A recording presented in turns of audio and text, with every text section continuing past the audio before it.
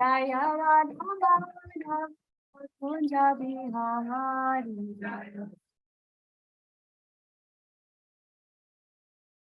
Jaya Radha Madhava Kunja Bihari.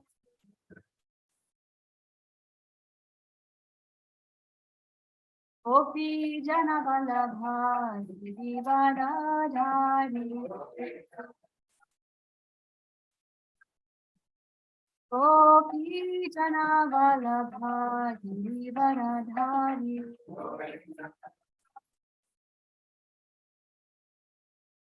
Sadhana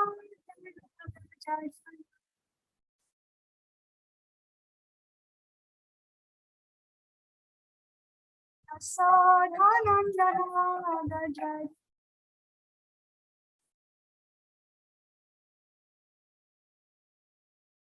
Yamuna Ravana Chahiri.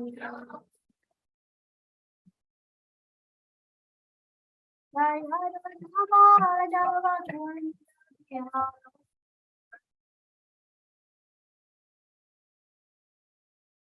Jaya Radha Madhava Kunja Bihari.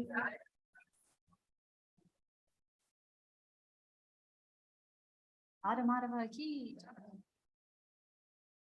Om Namo Bhagavate Vasudevaya.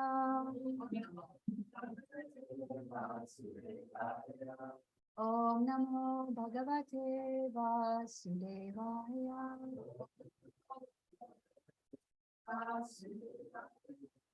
Om Namo Bhagavate Vasudevaya.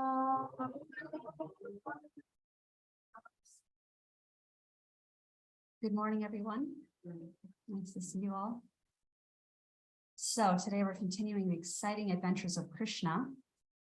And it's always new and varied, and there's always a moral to take from the pastime.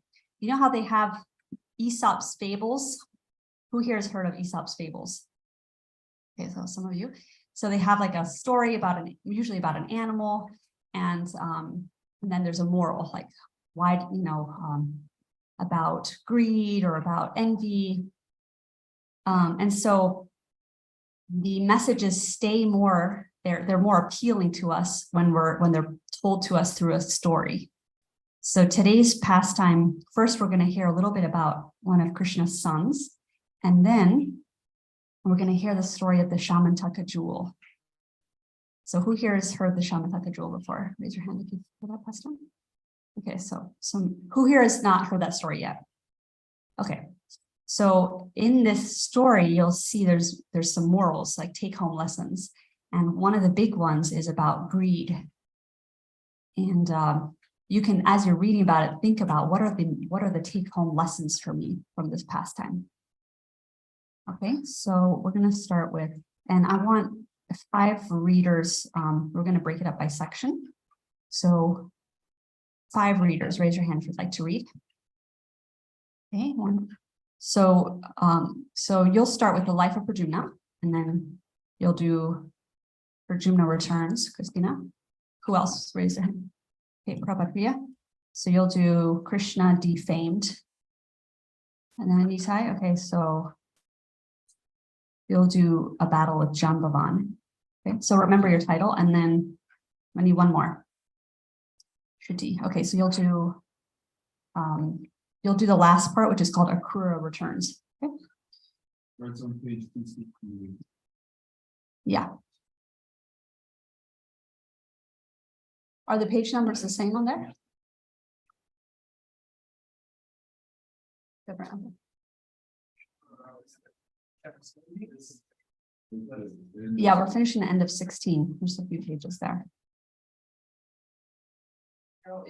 Stop.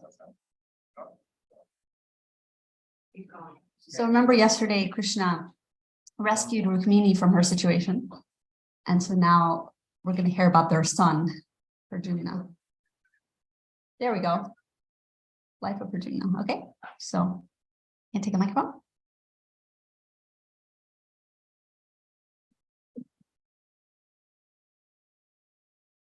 Testing. Okay. The first son of Lord Krishna and his first queen Rukmini received the name Pradyumna. Listen to his history. He last appeared as Cupid, god of love, divinely blessed, but broke the trance of Shiva, who then burned him to protest. He entered Krishna's body, and his mother's womb was next. Pradyumna would, in time, show Krishna's strength in all respects.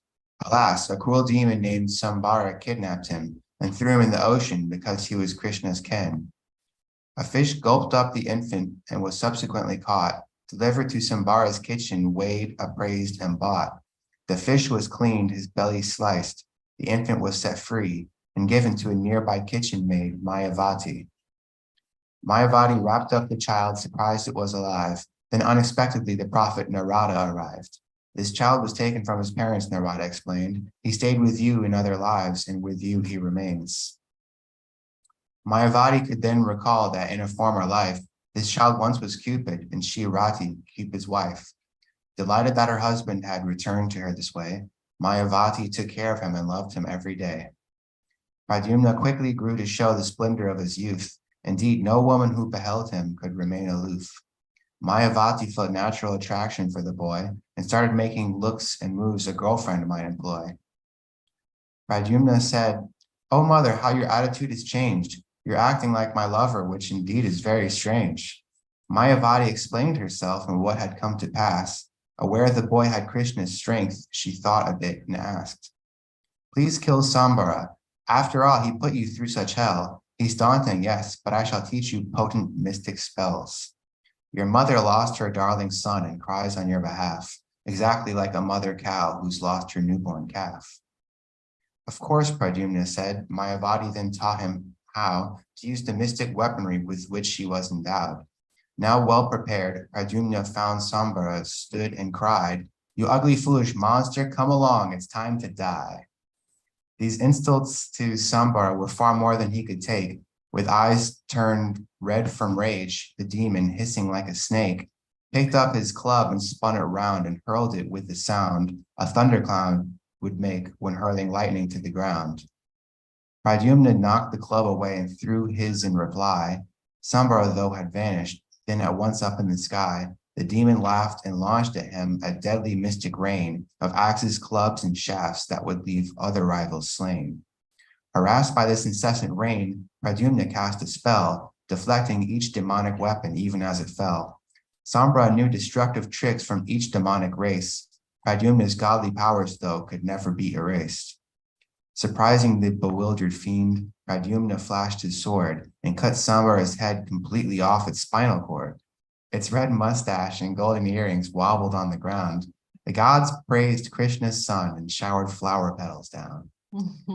Oftentimes in these stories, we hear this juxtaposition of this ghastly scene and showers of flowers, this beautiful, glorious result of what happened. So it's a mix of hideous and beauty, right, all in one. But okay, yes, Christina. Pradyumna returns. Mayavati, Pradyumna's mystic wife, then volunteered to fly her darling husband back to where he disappeared. He looked like thunderclouds and she like lightning in a squall as they flew inside Dwarka's majestic palace hall.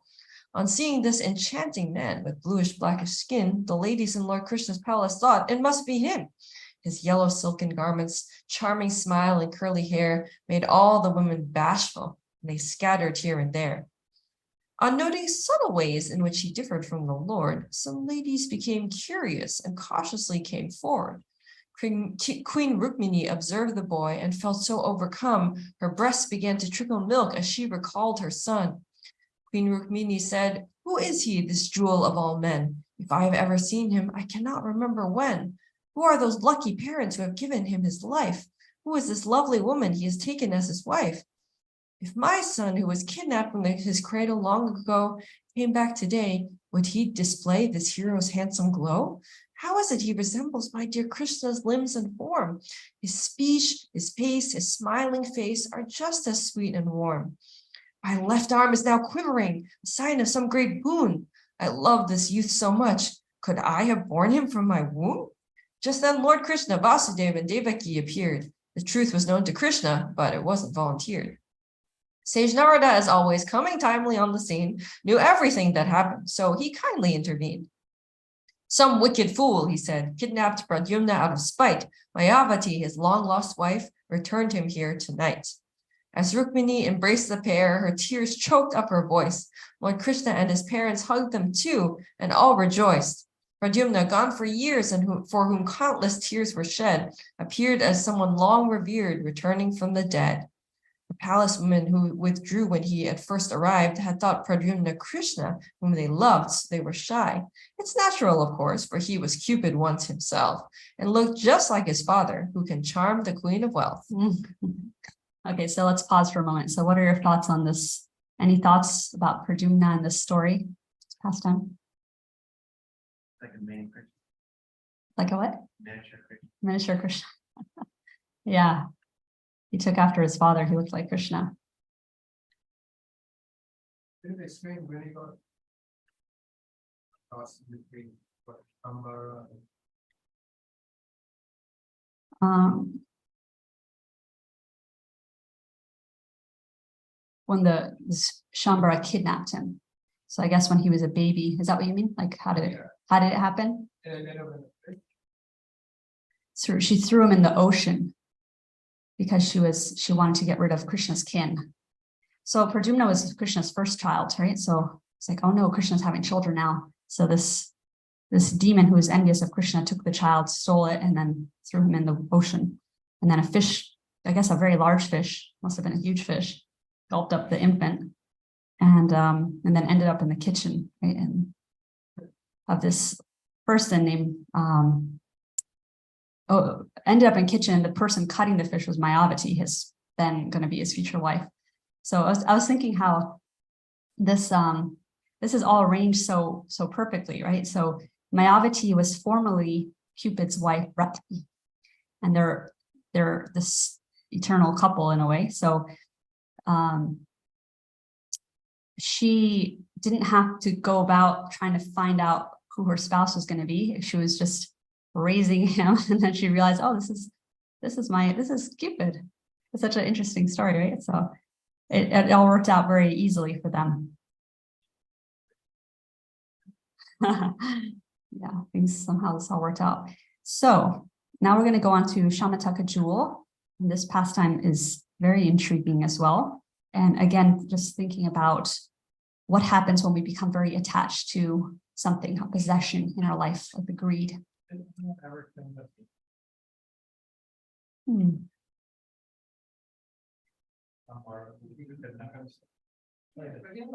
Yeah, he killed her. Shambhala is a man, right? Yeah. Okay, somehow I was thinking it was a lady. Okay. Yeah, so he got killed by Pradyumna. Okay, so Krishna defamed. Yeah. My dear King Vishnurata, since you're listening so well, there is another pastime of Lord Krishna I could tell. Satyajit once offended Krishna. Then, to make amends, he gave his daughter and a gem so they could stay as friends. Said Vishnurata, how did Satyajit wrong the Lord? And what gem could he give to him to serve as a reward? And why did he present his daughter for the Lord to wed? Please kindly add this knowledge to what you've already said. Satyajit served the sun god Surya both in work and prayer. So Surya gave to him a jewel far beyond compare. This jewel, Syamantaka, was effulgent and so bright, Satyajit wore it round his neck and hid behind its light. Satyajit entered Dwarka and went unrecognized. The sun god must have come, some cried while shielding their eyes. The people ran to Krishna, bowed, and being quite perplexed, said, Surya's come to visit you and offer his respects. The lotus-eyed Lord Krishna found this viewpoint so naive, he smiled and said serenely, things are not what you perceive. The gods may sometimes visit me, but this time you've been fooled, for this man is Satyajit with his Syamantaka jewel. The Syamantaka jewel was a marvel to behold. Each day it generated 80 kilograms of gold. It kept out famines, serpents, liars, illness, and demise. Satyajit had some priests install and adulate his prize. Lord Krishna thought Satyajit should, in light of everything, present the gem to Ugrasen, Satyajit's ruling king. The king is, after all, God's representative on earth, and should receive such objects of extraordinary worth. However, greed compelled Satyajit to refuse the Lord. The gem was his to keep, and all the gold was his to hoard.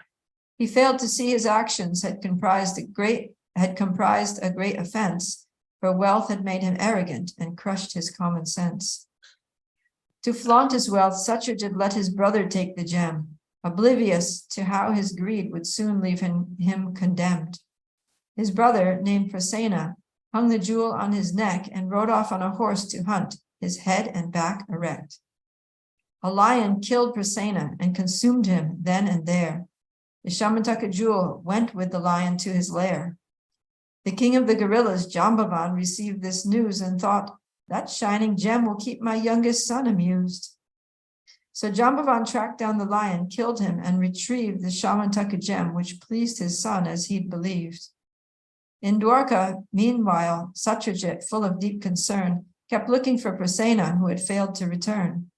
He said, this Krishna seems to be so envious of me that he has killed my brother to acquire my property.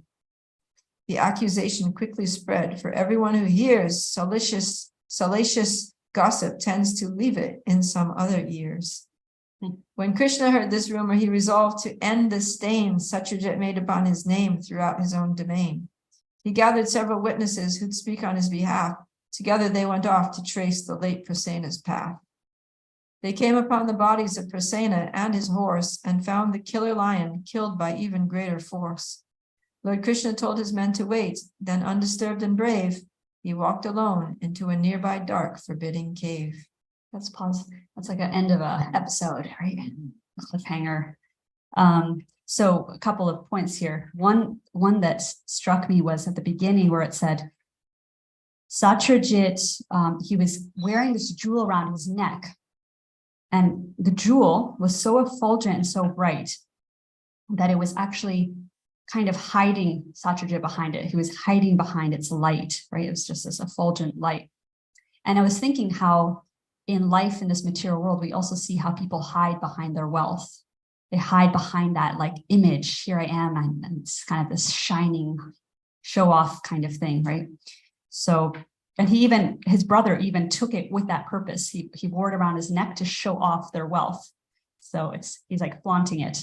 And that's part of the fun, right, of having wealth in this material world, is to show it off, hold like huge parties, and then here, everyone can see how wealthy you are. So oftentimes wealth and pride go together hand in hand. And then let's see, there was another point. Yeah, and then Jambavan, who we will hear later, is actually really, can someone tell me who Jambavan is?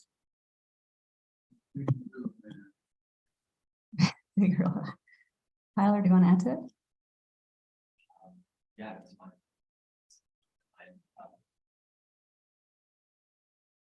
fine.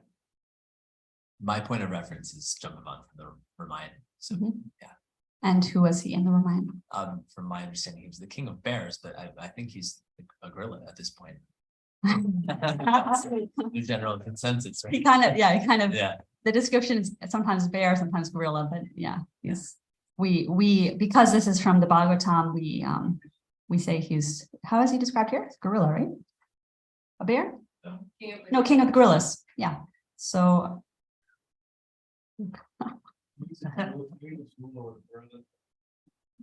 maybe, yeah, I don't know for sure, but anyway, he was a really impressive person that was in the body of either a bear or a gorilla. So we have to look for sure. But yeah, so he was really old because he was back in Lord Ram's times, Ramachandra, and that was many thousands of years before. So he was incredible. He had incredible power. So when he found this gem, right? He killed Pradyumna. I mean, a lion killed him, and then he found the gem off the lion. And then he just took it and thought, let me give this to my son. So what we see here is this contrast. He's actually a great devotee, Jambavan.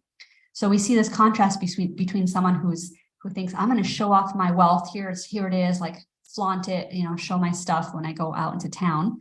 And then on the other hand, Jambavan sees this shiny jewel and he just goes, oh, let me just give it to my son. It's not important to him. The value of that is completely different. It's like a toy.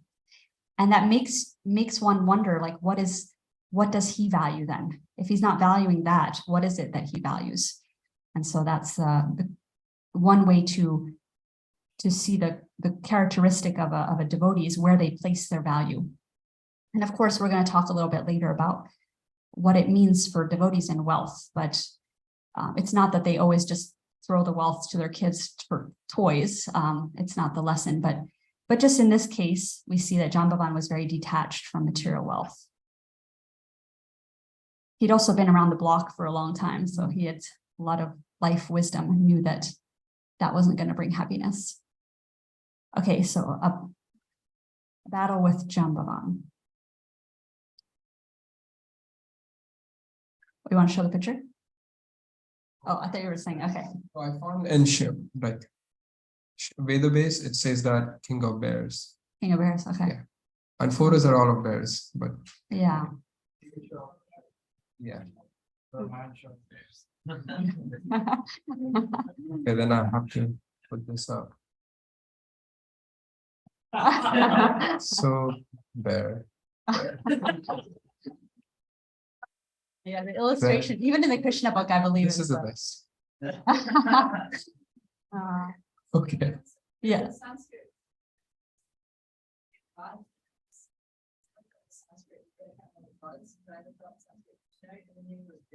Okay. Yeah, so I'm not sure why it says gorilla here. That there was this show that from I think is it 90s, 80s, 90s, the Ramayana. Yeah. And so that image was like Jambavan, I think they literally pasted, I don't know, hair over someone. Yeah. Okay. A battle with Jambavan. The cave belonged to Jambavan. When Krishna went inside, he saw a child at play with the precious jewel at his side. The child's nurse was terrified and shouted out in fear. The mighty Jambavan, alerted, instantly appeared. Completely unaware of Krishna's real identity, the angry Jambavan attacked with great hostility. Concerned about his son's protection, Jambavan could not perceive it was his own beloved Lord with whom he fought. They battled fiercely on and on, each one intent to win. They hurled rocks and branches and they beat each other's skin.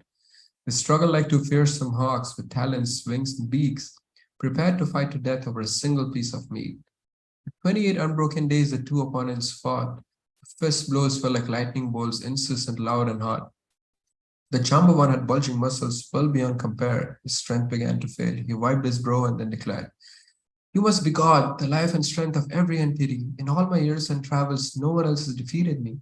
Creator of creators, you are the substance of the whole. Subduer of subduers, you are the soul of every soul.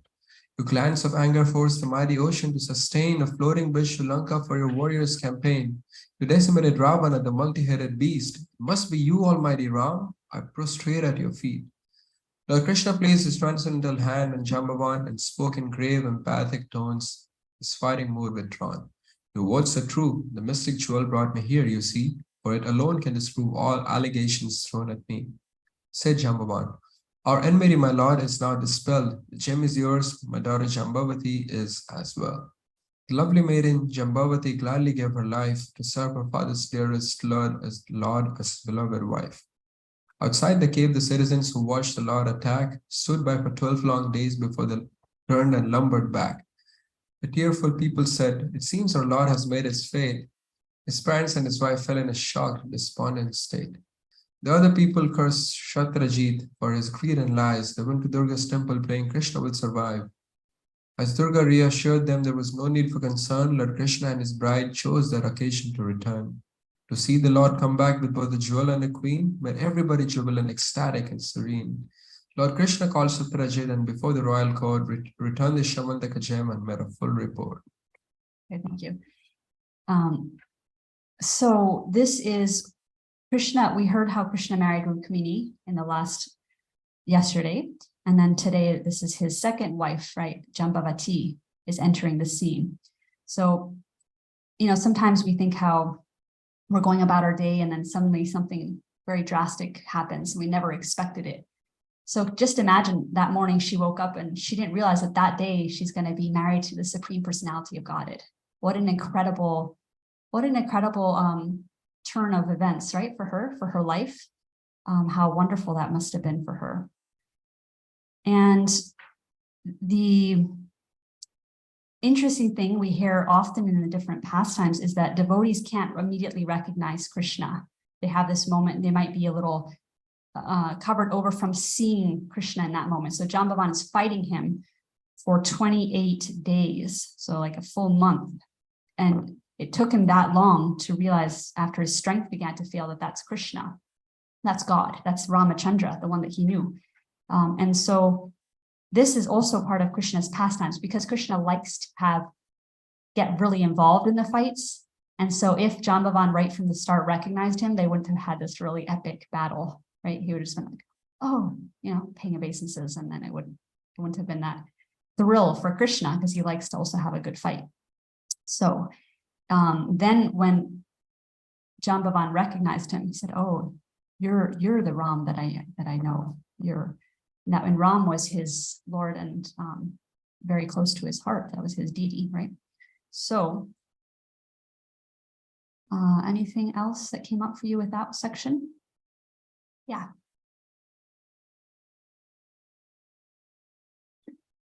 What I just found interesting, these are residents of Dwarka, so they kind of know Krishna is God, but it seems like Yogamaya still acts upon them because they were so despondent, thinking Krishna lost the fight, going back home. So it's interesting. It seems like Yogamaya is there too. Yeah, that's a good point. It reminds me of how in Vrindavan, the parents will be worried, even though they see over and over that Krishna is defeating all these demons, they still go, oh no, Kaliya, or oh no, Trinavarta, or something like that. So it is that Yogamaya potency that makes that intense emotion of the devotees, like, oh no, what's going to happen to him? How are we going to survive without him?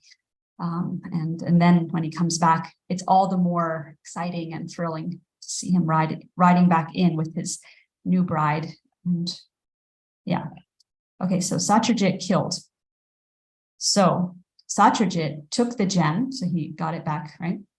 And trudged away from everyone. His head hung in remorse and shame for everything he'd done. Concerned that his offenses would forever be denounced, he contemplated deeply, went to Krishna and announced, to cleanse my shame and save my name in this community, I offer you the treasures that I love most fervently. The Syamantaka jewel, Lord, I now present to you. Please take my lovely, brilliant daughter, Satyabhama, too. So, bride number 3. The gem-like Satyabhama, who was sought by many men, inspired the Lord sufficiently to choose to wed again. An ordinary king might wed a dozen times or more, but Krishna far exceeded any king who'd come before. Lord Krishna told Satyajit, keep the Syamantaka jewel presented by the sun god as a special gift to you. It's yours by fate. You adulate the sun god after all. Besides, its very presence here will benefit us all. Thereafter, tragic news arrived that took away one's breath. The Lord's dear friends, the Pandavas, had somehow burned to death, quote unquote, burned to death, right? We all know that they didn't actually, but that was the story that was told. Omniscient Lord Krishna knew these rumors were untrue. He and Balaram went to the scene as loved ones do. The so-called deaths took place in Hastinapur. There the Lord shed tears with Bhishma, he for whom the boys had long been wards. Vidura, Drona, Kripa, and Gandhari also cried. Duryodhan did not, for he had planned the homicide. Just then in Dwaraka, another plot was underway. Akrura and Kritavarma were outraged by the way Satyajit had so arrogantly circulated lies, that Krishna killed Prasena for a jewel he had prized. The plotters called Shatadhanva and stuffing him with praise, said, let Satyajit join his brother dead for many days. He promised Satyabhama would be one of ours to wed, and then neglecting us, let Krishna marry her instead. The evil fool Shatadhanva, thus thoroughly misled, snuck in and killed Satyajit as he rested in his bed. Satyajit's family pleaded, but Shatadhanva was cruel and killed them too before he stole the Syamantaka jewel. When Satyabhama saw her father dead, she was aghast. She placed his corpse in oil and before the day elapsed, rushed off to see her husband, who was in Hastinapur. to tell him of this heartbreak that so suddenly occurred. When Balaram and Krishna heard the news, they played the roles of sad, lamenting relatives like ordinary souls. They all returned to Dwarka, then comforting his wife, the Lord set out to take Shatadanva's disgraceful life. The killer, struck with terror, saw Kritavarma and cried, "You must give me protection." But Kritavarma replied, "How could I battle Krishna, who killed Kamsa and his men and overwhelmed Jarasandha again and again?" I think this is going in and out a bit.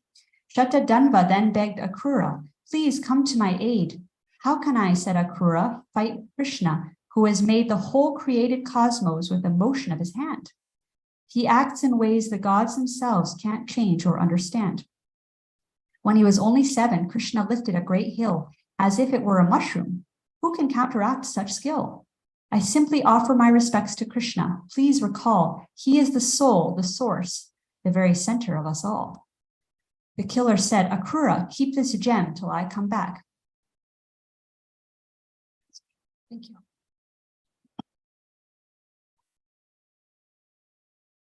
He found the fastest horse around and, jumping on its back, dashed off as Balaram and Krishna steadily pursued with swiftly running chariot and angry attitude. Outside the town of Mithila, Shatadanva's fine steed collapsed in an exhausted heap. With terror-induced speed, Shatadanva attempted to outrun the peerless Lord, who split him with his chakra, which was sharper than a sword.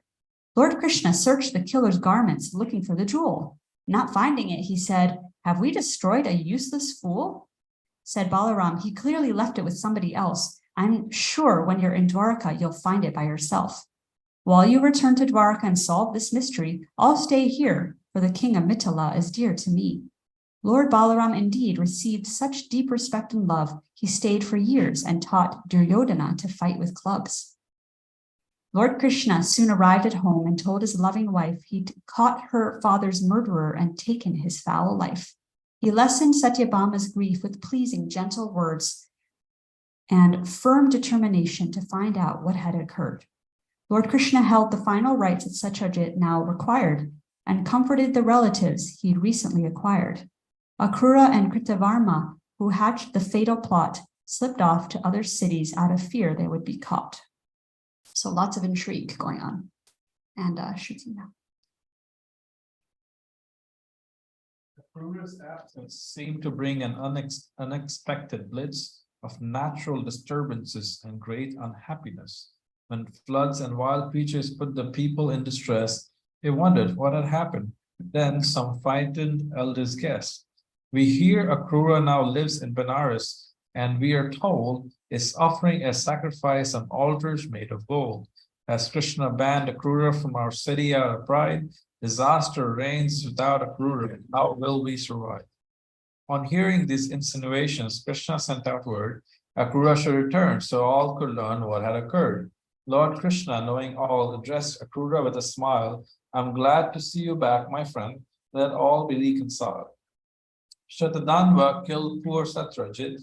Then he fled our land and left the Syamantaka jewel safely in your hand. Satyajit had no son, and now his wives are also dead. By law, the gem should go to Satyabhama's sons instead. However, you may keep it, for with you, I'm assured, the gold is used astutely and the gem remains secure. To pacify my relatives, I simply ask that you display the gem and prove to them that all I have said is true. Ashamed, Akrura showed the gem he had hidden in his clothes. It seemed as if the sun itself was suddenly exposed. On seeing the enchanting jewel, all of Krishna's peers accepted they had been wrong, thus Krishna's name again was clear.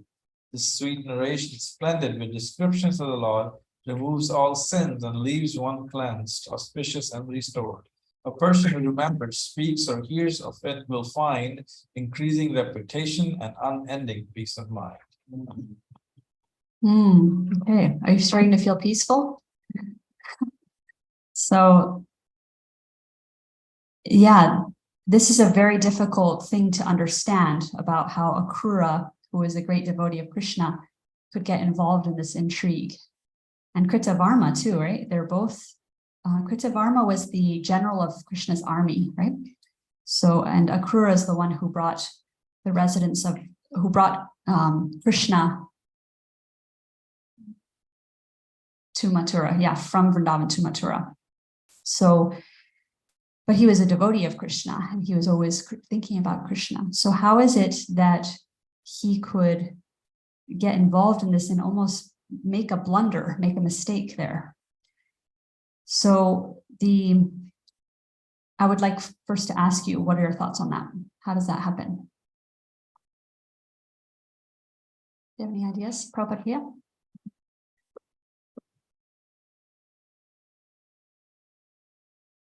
I guess the surface answer is that bad association, because he was hanging out. I mean, after all, like he was living there with all those kind of like sketchy characters, his name Shatadanva, and Shatadanva, and the other one, Kritavarma. I mean, it was like they were living in Dwarka and there are all these politics and things. But then what I learned from the Acharya's commentaries is that it was a reaction that when Akrura went to bring Krishna and Balaram from Vrindavan, then the gopis, all the Brajavasis were crying, and Akrura was he didn't consider their feelings at all. He just kind of like totally was dismissive towards the gopis of Vrindavan, not considering their relationship with Krishna to be anything significant or important, or that their feelings had to be acknowledged, or that there should be some parting words at least, or something, He just took Krishna, he didn't care. And because of that offense to the gopis, then he had to get entangled in this whole intrigue, and basically like he had to lose the association of Krishna. So he brought about the loss of Krishna's association to the gopis and other residents of Vrindavan. And as a reaction of that, he had to lose the association of Krishna for a period of time just to see what it feels like. Mm-hmm. Thank you for that explanation. Yeah, it helps to understand. That's why we read the commentaries of the great devotees to the pastimes, because they illuminate these things. We might, if we just read this alone, we think, how is it possible that a devotee of Krishna can go so wayward? And then he's not even really corrected. He's just received back, and it's just kind of seems like it's all fine. But knowing that everything that we do is also a lesson. All these devotees and all these pastimes demonstrate lessons for us. So what we do in our life comes back to us. And like Prabhupada Priya Prabhu was saying, when Akrura took away Krishna from the residents of Vrindavan, he was giving them separation and distress. So then later, now he had to experience that by running away. He ran away from the situation, and he was missing Krishna. And then eventually he came back. But Krishna is very gracious with his devotees. He didn't condemn him forever because he knew the intention underneath Akrura. So that's also comforting, that we know Krishna is not going to ever keep us away forever. He welcomed him back. Christina.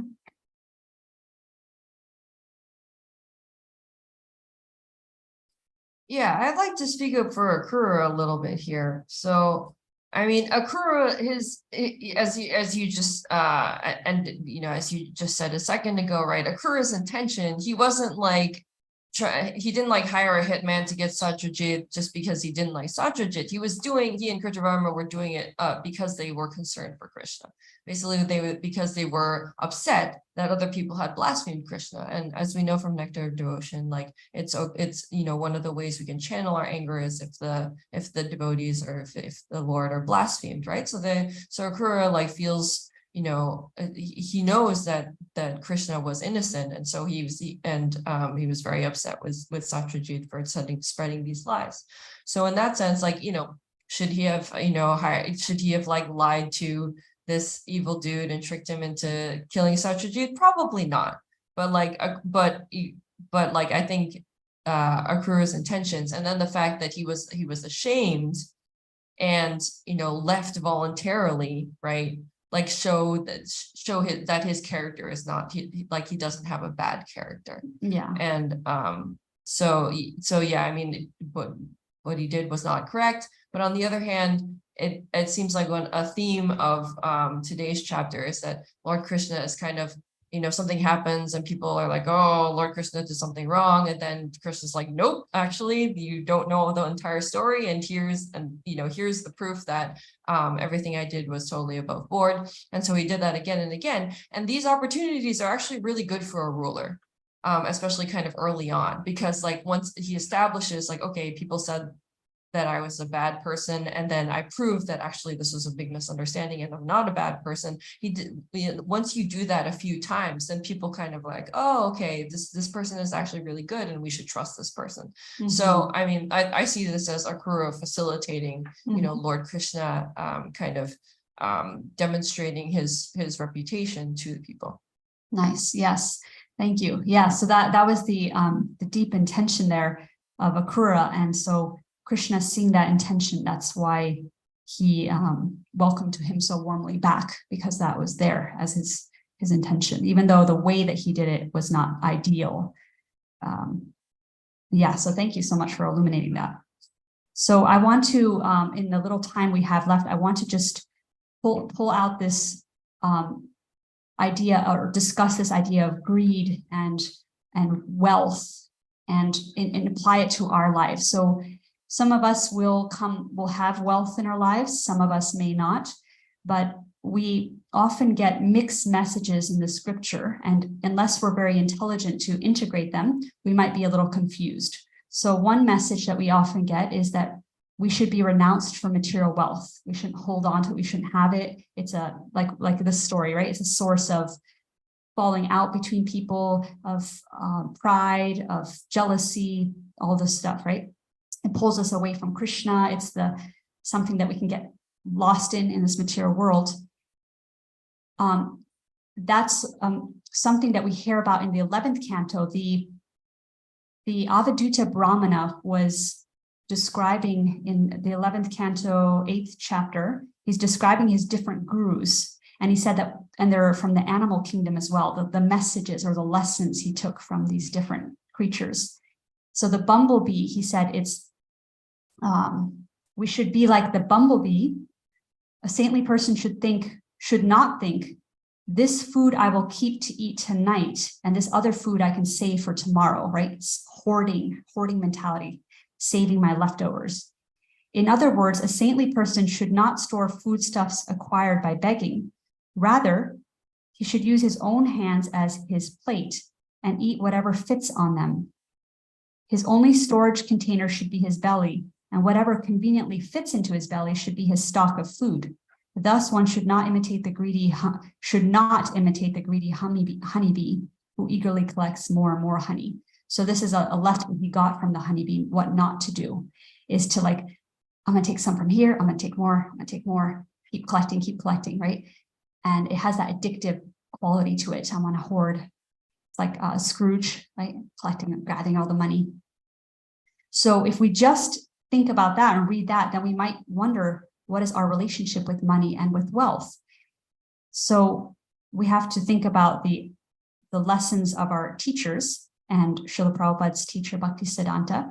He would speak a lot about yukta vairagya, which is renunciation with using the items you have in Krishna's service.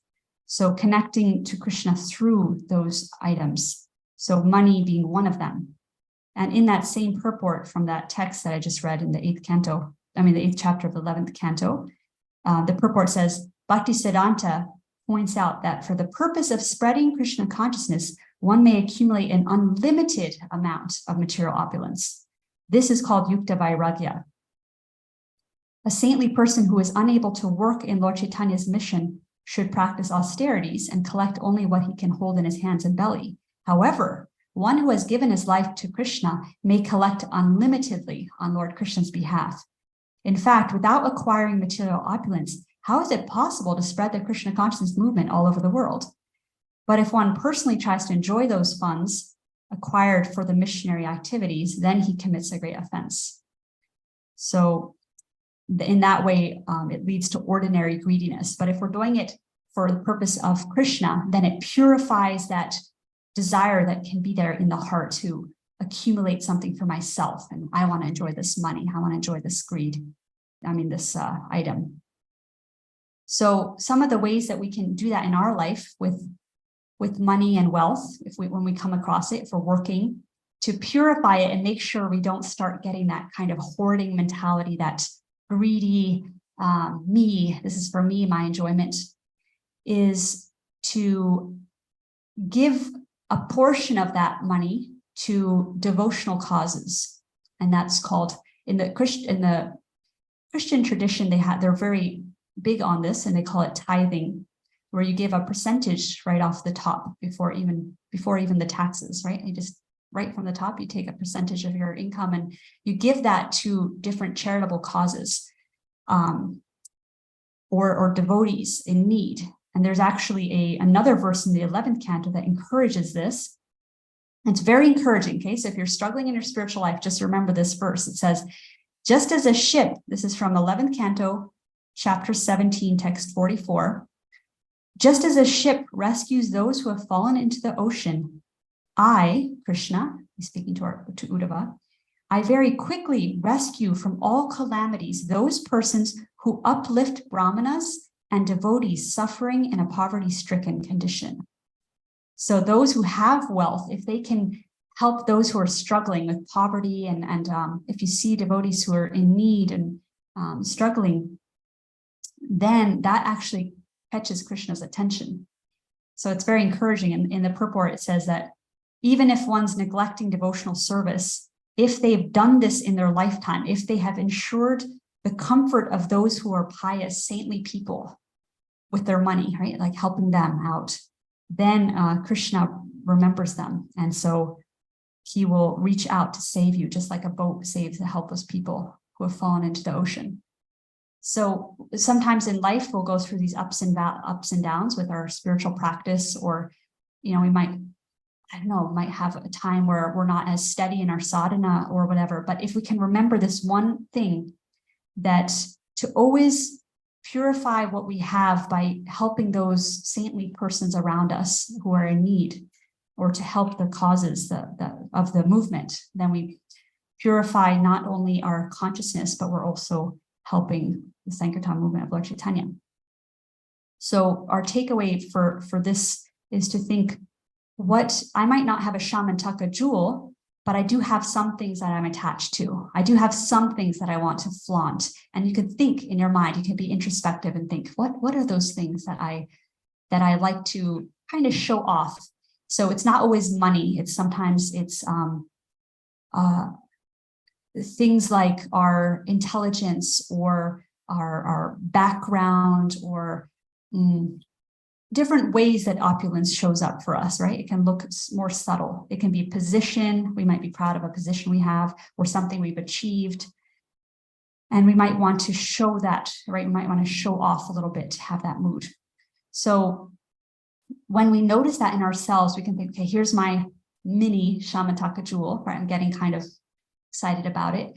How can I purify that so that it's not going to cause greed to develop in my heart, and this greed of wanting recognition and validation for my riches? And how can I connect it to Krishna so I remember it's not really mine? I'm just it's temporarily on loan to me. It's like if someone lends you $1,000, you're not going to go around saying, "Oh, I have $1,000." That would be a little strange, because it's not really yours. You're just temporarily borrowing it. So similarly, we're borrowing our bodies, we're borrowing our minds, we're borrowing this life. Everything we think is ours is actually just on loan to us for a short time. So it's not really anything to be proud of in that way. But it helps to be reflective and think, how does this pastime, apply to my life, and where am I getting caught up in wanting to show off my jewels, things like that. So yes, Shruti, you have a point? Plug for $1 a day. Yeah, I was hoping you were going to do that. I meant to go on, please. I mean, it was kind of half joking, but it's really, Yeah. devotees do give to various projects. That's the dharma of, especially the Grihastha ashrams where they have a lot of resources. Yeah. It's supposed to support the other ashrams or projects or temples, or, as you said, other devotees who are, for one reason or other, they are poverty stricken at some point. But yeah, $1 a day. Yes, Yeah. yeah. So I was thinking too about Krishna House and how anytime we're a special way to give our thank you later on in life when we have money is to look at those places where we've gotten a lot. You know, we can increase that gratitude in our heart by offering back to that project. So if we've lived here, so for all of you down the road, if you start making money, you can like, oh, I don't forget Krishna House, I want to give them some. Yeah. Yeah, also, yeah, when there's accumulation, there's always drama, and we can see it even in today's age, like, yeah, people in their own families that fight amongst each other. I don't know if it happens in America, but in India, like people end up like killing their siblings and stuff like that, just for property and wealth. Yeah. Yeah. I go. First, I want you to get that preference, the 11th Canto. The last one I read. Yes. So that was from 11/17/44. Okay, thank you for that. And also Bhishma Dev's instructions to Maharaj Yudhisthira, he actually goes into a lot of instruction about how to deal with family members and close associates. In other words, it's a science that's taught to royalty, because this is not like Shruti was just referencing. It's not an uncommon occurrence around royalty, because you have a lot of opulence and so forth. And so it can also bring out the worst in people and a lot of intrigue. And so this was just like, this was daily affairs in the palace, so to speak. Yeah, right. And it's the only difference between this, like that the fact we're reading this story versus any other political intrigue is because Krishna is involved. And that makes the whole story worth reading, because otherwise it's just, yeah, regular news, right? Like so-and-so got jealous and so-and-so killed someone. And it's just kind of the history of this world. But because Krishna is involved, then it makes the whole story worth our while, right? Of course. Thanks for sharing that. Yes, Govinda. Okay, we'll do this last comment. Last time reminded me a lot of, I think it was Nathan Goswami. Yeah. You know, he had the jewel, similar jewel that you could get as much gold or whatever desires he wanted. But when that devotee came to him, or you know the story? Yeah, it wasn't really, I think it was a materialistically minded person that came to, like wanted to get that from him. Right, and Sanatana Goswami was like, no, you can have it. And then the merchant was so bewildered, like, what do you have that's better? And so I was thinking, for devotees, the gem is the holy name. And if you learn to value it, then it becomes really nice. That's a really nice point. Yeah.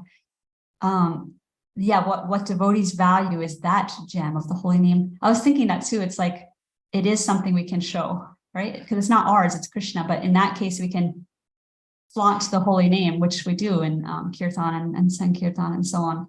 But shine that jewel out to the world and let them all rejoice in that too. So, yeah. But not to the faithless.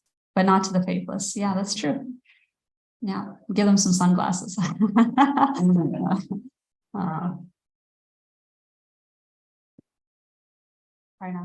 Yes. Yeah, the jewel of the holy name. Yes. Touchstone. Okay, thank you all so much. And I hope you have a wonderful day. Hare Krishna. Srimad Bhagavatam ki jai.